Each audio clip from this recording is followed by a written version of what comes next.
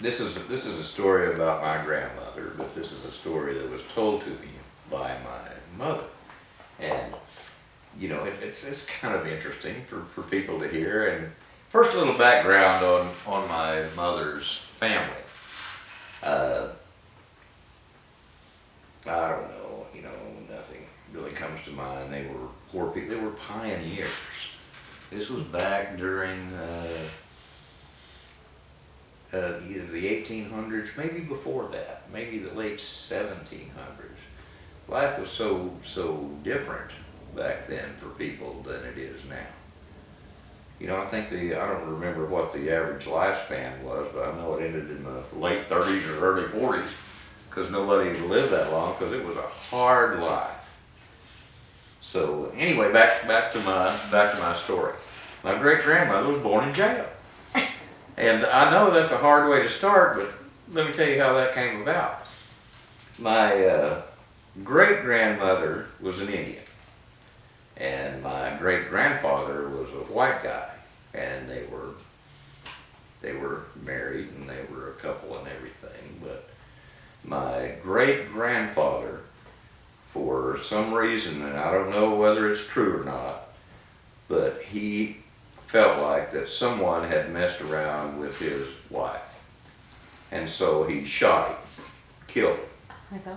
and buried him on his property. And he was looking for her to shoot her because she was pregnant. Wow. And so for her own protection, my great grandmother was put in jail, so my great grandfather could not get to her. Oh my gosh. And that's where my grandmother was born. Wow. So that's basically that story, and that's an old time story. It's one of those things. Again, it was told to me by my mother, so I have no reason to doubt it. Sure. It's like the stories I told you about Uncle Willis. Those are interesting stories. Mm-hmm. Yeah, so anyway, and my great grandmother, I think I told you, never cut her hair. Or not my great grandmother, my grandmother. Right. My grandma Walker. Yeah, talk never about cut her hair. the washing and braiding.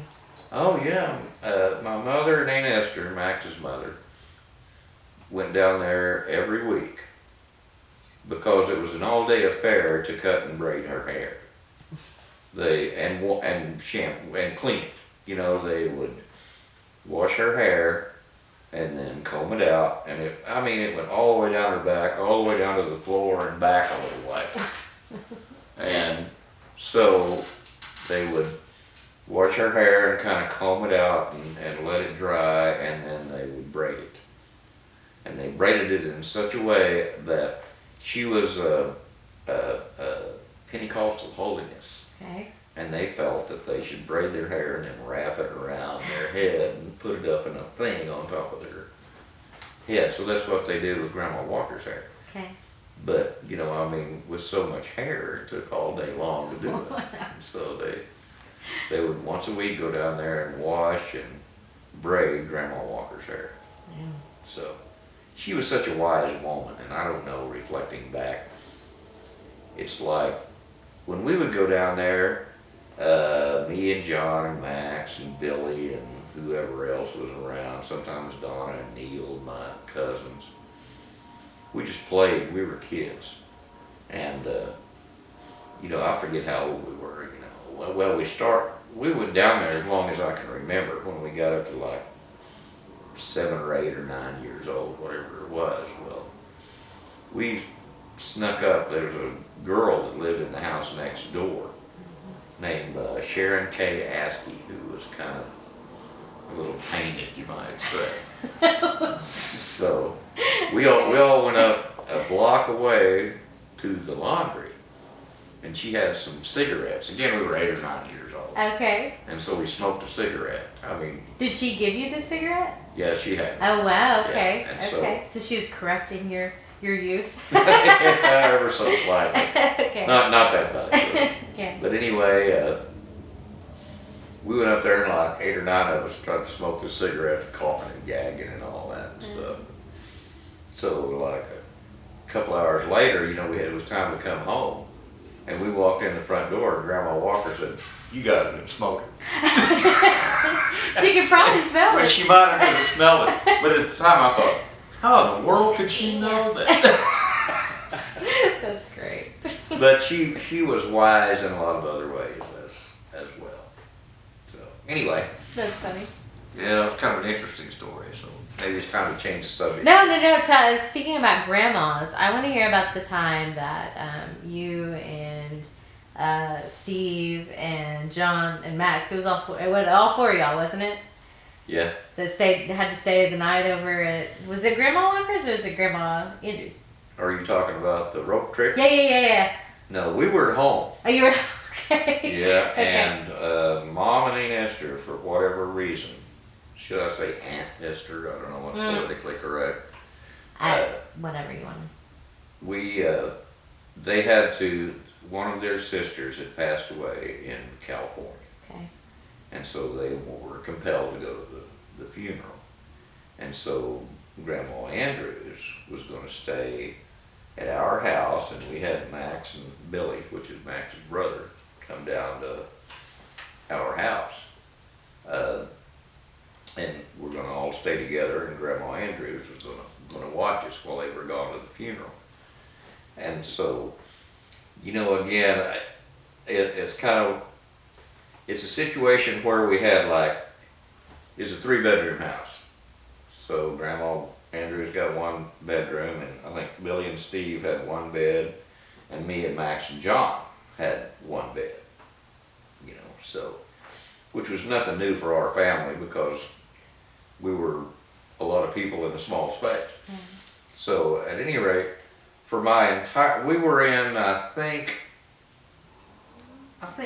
don't remember whether this was grade school or junior high. We were pretty young.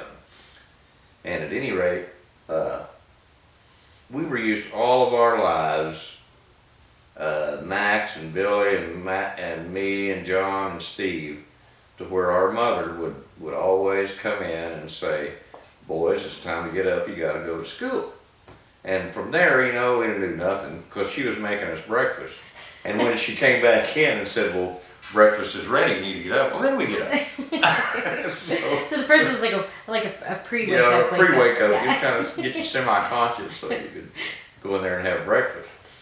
Well, that was the way we had been treated our whole life. So Grandma came in and said, "Boys, it's time to get up." So nobody did nothing. It's what we were used to. We were waiting for her to say breakfast is ready. And a minute later, she came back in there and threw back the covers and had this wet rope that she had found outside and whacked us all on the legs with that rope. That's potentially the most rude awakening I've ever had. Yeah, I don't know for sure, but it was close. Yeah. And so, man, you talk about jumping up out of bed and everybody was looking at each other like, what's going on? And we went up and went to school, and there's not much to the rest of the story. She was there with us for I think 2 or 3 days. And when Mom got back, I told Mom, "Don't ever leave me with Grandma again, please." Mom was mad.